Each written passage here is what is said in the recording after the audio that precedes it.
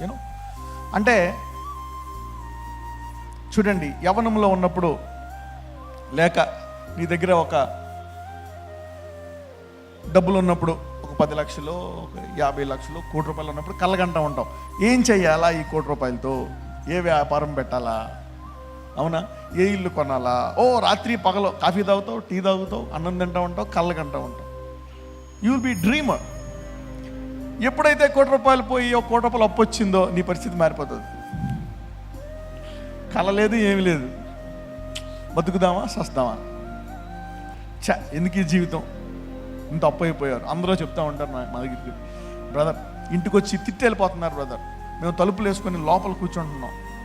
కొంతమంది ఏమో తలుపులు వేసుకొని మేము బంధువుల ఇంట్లో ఉంటున్నాం.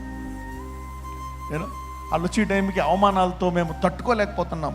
సిగ్గులేదా మీకు, అలాగా ఇలాగా నానా మాటలని వెళ్ళిపోతున్నారు. ప్రాబ్లమ్స్.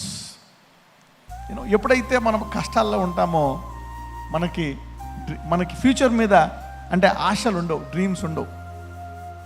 పెళ్ళవక ముందు డ్రీమ్స్ ఉంటాయి. ఓకే, ఈ సంబంధాలు చూస్తున్నారు అనుకో, డ్రీమ్స్ ఉంటాయి. ఓకే, ఎలాంటి అమ్మాయిని చేసుకోవాలా, ఎలాంటి అమ్మాయిని చేసుకోవాలా, ఏం చదువుకునే అమ్మాయిని చేసుకోవాలా. ఓకే, సేమ్ ప్రొఫెషన్లో చేసుకుంటే బాగుంటుంది, అవునా, డాక్టర్ని చేసుకుంటే బాగుంటుంది, ఇంజనీర్ ఐటీ అమెరికాలో చదివే ఆమె ఈమె అమెరికాలో చదువుతుంది, ఇద్దరు చేసుకుంటే. అదే పెళ్ళైన తర్వాత డైవర్స్ అయిపోయింది అనుకోండి, కొట్టుకొని ఒక్కొక్క కొడుకు కుదిరైన తర్వాత డైవర్స్లో ఉందనుకోండి, కళలు ఉండవు, ఏముండవు, నో డ్రీమ్స్. బతుకుదామా వద్దా, ఇక కొడుకున్నాడు అనేది కూడా ఉండదు. You will start thinking like that.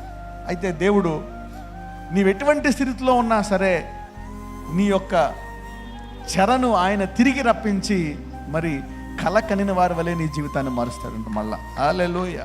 God can change.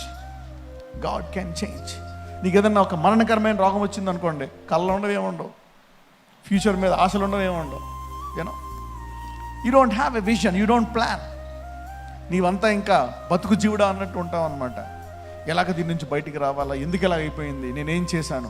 You will start tormenting your self. ఒక్కొక్కసారి కష్టాలు వస్తే ఎవరు నిన్ను బాధపెట్టడం అవసరం లే, నువ్వే ఎక్కువ బాధ పెట్టుకుంటావు. అపవాది కొంచెం బాధ పెట్టి వదిలేస్తే చూడండి, ఏదైనా మనం ఇల్లు కొంచెం అంటిస్తే అదే అంటుకుపోతుంది కదా మిగిలినంత. అలాగా కొంచెం కష్టం వస్తే మనకు జీవితం మనమే అంటించుకుంటూ ఉంటాం. బాధపడి కృంగి ఆయుష్కాలం తగ్గించి. The devil wants to do these things.